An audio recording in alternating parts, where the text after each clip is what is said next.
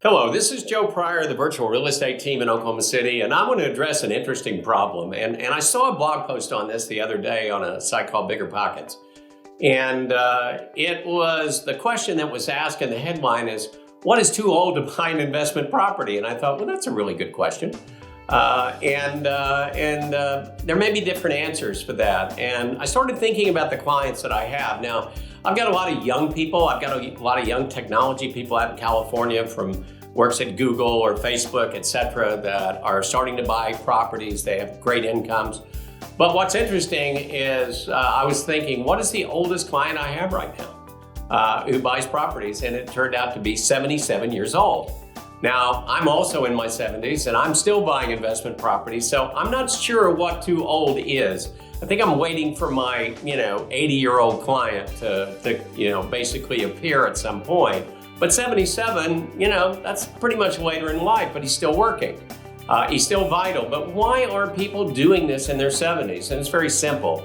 If you've had a good life, if you've made good money, if you've been prudent with your cash, you have money.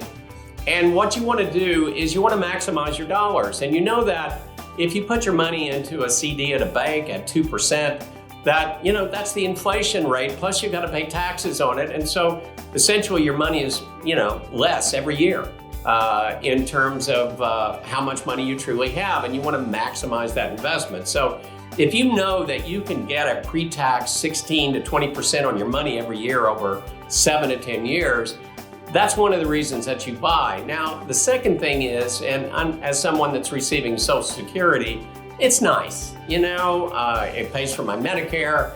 It also gives me kind of some fun money and everything, but if I had to depend on it, it would be crazy.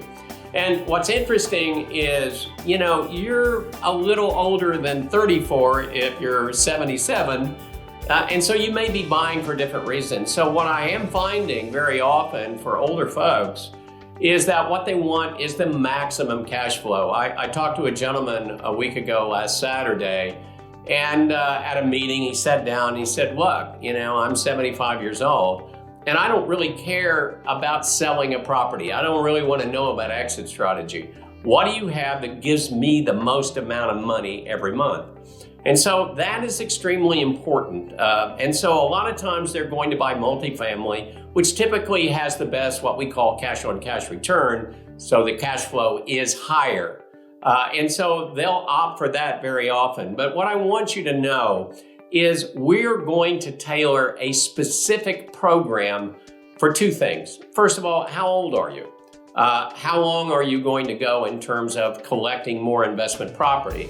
Second of all, what's the purpose of it? Is it to pay for your son and daughter's college education, or to have money to enjoy yourself and maximize your money?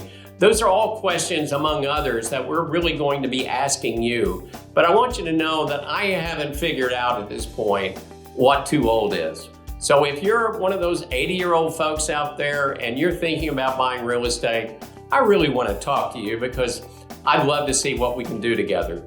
Because that gives me an extra 3 years in terms of my record on who I deal with. This is Joe Pryor of the virtual real estate team in Oklahoma City, where we deliver traditional real estate values at the speed of technology.